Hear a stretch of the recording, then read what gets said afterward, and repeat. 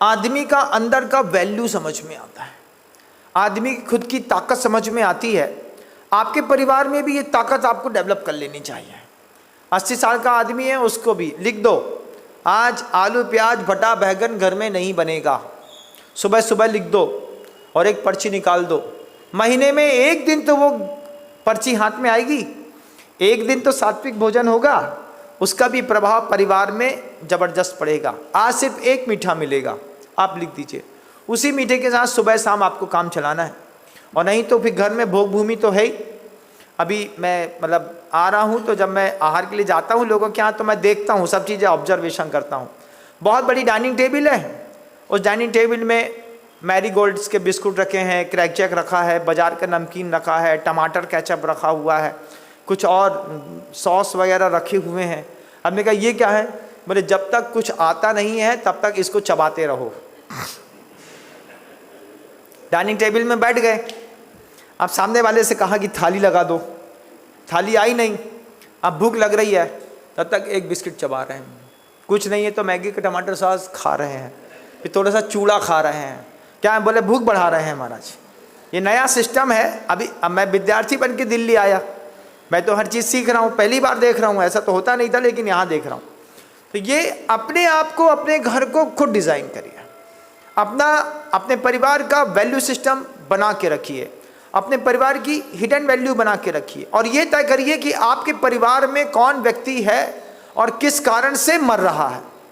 एक व्यक्ति लोभ के कारण मर रहा है लगातार। 80 साल के दादाजी हैं, घर के अंदर शांति से बैठे हैं, वो चाबी फेंक के बोल जाओ दुकान खोलो। अरे भैया तुम्हारे ऊपर जाने का टाइम आया, तुम क्यों चिंता कर रहे दुकान की? नहीं, दुकान खोलो। लोभ के कारण एक व्यक्ति मर रहा है, एक क्रोध के कारण बन रहा है, एक मान के कारण बन रहा है, मर रहा है मान के कारण। मान के कारण नहीं मरते, मरते हैं घर में झगड़ा हो गया, लड़के ने खाने नहीं खाया, ले 2 दिन से भूखा है। क्यों? अच्छे से बात करो पहले हमसे। हाँ बेटा हमसे गलती हो गई, खाना खा ले बेटा, खाने से बुराई नहीं करते। हमको नहीं खाना, हम भूखे मर जाएंगे। किस कारण से? मान के कारण। आपके श्रीमान जी भी करते होंगे, बड़ी उम्र के भी गधे बच्चे होते हैं, वो भी करते हैं, हमें नहीं खाना है, हम मत खाओ भैया। पत्नी कहती है तू मत खा, हम ही खा लेते हैं। हो गया तो पता चला अरे अभी तो तवज्जो नहीं मिल रही, पूछ ही नहीं रही है, क्या करेंगे? बाहर एक कुलछा एक छोला खाया, अंदर आकर के जैसे ही घर के अंदर प्रवेश किया तो मुंह उतार लिया सब।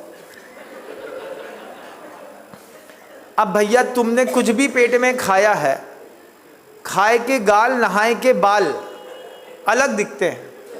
और जैसे ही पत्नी ने देखा कि ये आए हैं तो पहले तुम्हारी सूरत की चमक देख करके पकड़ लेती है, माल मसक के आया है। हाँ तो फिर प्यार से बोलते हैं 2 पराठे रख दे रहे हैं, खाना हो तो खा लेना, हमें नहीं खाना, मत खाओ। उठा करके वापस रख दिया। तुम बहुत बदमाश हो, तुम हमको पूछती तक नहीं हो। अब भैया दिख रहा है तुम्हारे मुंह में छोला और कुलछा दिख ही रहा है भूखे मरेंगे क्या?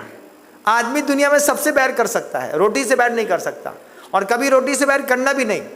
कितना भी झगड़ा हो ठस के कस के खाएंगे चाहे कुछ हो जाए। विवाद करने के लिए भी तो ताकत चाहिए कि नहीं चाहिए? कहाँ से आएगी? और खाली दिमाग में झगड़े होते नहीं हैं। तो इसके भी कारण है।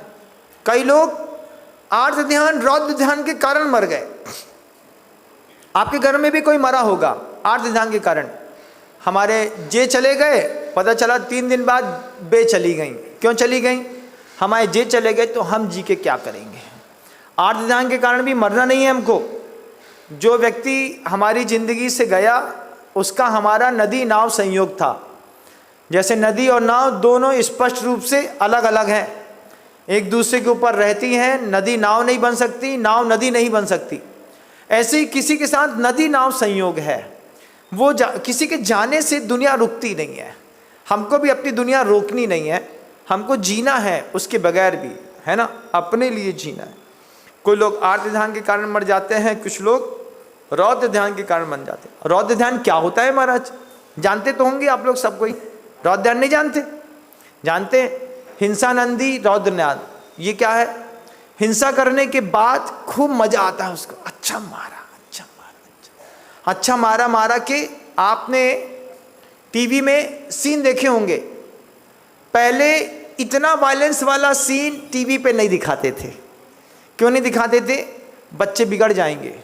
आज कितना वायलेंस वाला दिखाते हैं कि आप देखिए रील्स बनती हैं, उसने बांट उठाया 10 किलो का और सिखा रहे हैं कि दाएं हाथ से बांट उठाओ, बाएं हाथ से गला दबाओ, उठा करके 20 बार मारो और पुच पुच पुच ऐसा फिक गया।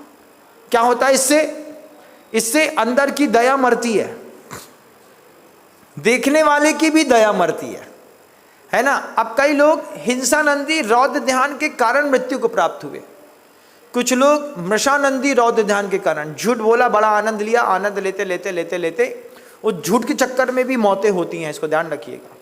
तुमने गलत क्यों बोला, हम तो समझ बैठे ऐसा। अब अश्वत्थामा हतः नरो व कुंजरो वा, ये थोड़ा सा झूठ युधिष्ठिर को आज तक बदनाम कर रहा है। क्यों? क्योंकि दुनिया में प्रसिद्धि थी युधिष्ठिर झूठ नहीं बोलते, मर ही नहीं रहे थे। द्रोणाचार्य एक ही बात सुनने तैयार थे, युधिष्ठिर बोल देगा अश्वत्थामा हतः तो मैं मान लूंगा। और जैसे ही कृष्ण ने युधिष्ठिर से कहा आपको बोलना है अश्वत्थामा हतः, आप बोलिएगा, बाकी मैं संभाल लूंगा।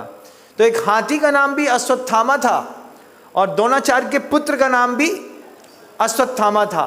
कृष्ण ने पहले वो हाथी मारा, हाथी मार करके युधिष्ठिर से बोलता है बोलो। युधिष्ठिर ने बोला अश्वत्थामा हतः। इतना बोलते साथ ही कृष्ण ने अपना पंचांज जंग शंख फूंक दिया। उस आवाज में दूसरी आवाज दब गई, नरो वा कुंजरो वा। वो मनुष्य है कि हाथी, ये बात क्लियर हुए बिना जब युधिष्ठिर की आवाज द्रोणाचार्य के कान पर बैठी, वे अपना शस्त्र छोड़ करके बैठ गए और उसी समय उनकी गर्दन उड़ा दी गई। मृषानंदी रौद्र ध्यान से भी मौतें होती हैं, सब होता है दुनिया में। आप तय करना आपके परिवार का व्यक्ति जो मरा वो किस निमित्त से मरा। कोई भी व्यक्ति धर्म के निमित्त से अभी तक आपके परिवार में नहीं गया है दुनिया छोड़ करके। ऐसा एक भी व्यक्ति घर के अंदर नहीं है जिससे कहा हो कि व्रती बन करके समता भाव के साथ इसने संलेखना करी है। एक व्यक्ति नहीं मरा। दुनिया में कई बेटियां मरती हैं अनाचार के कारण, मरती हैं कि नहीं? मरती हैं। दिल्ली प्रसिद्ध है,